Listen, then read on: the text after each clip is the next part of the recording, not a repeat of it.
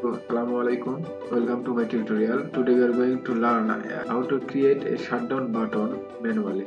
So let's start. Right click on your desktop, then create a shortcut.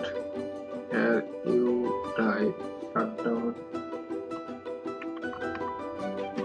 space S, space A, G, down. Okay, then finish. So you have got your shutdown button and you can set the icon. So right click on it and then properties, then change icon, then choose the icon and apply.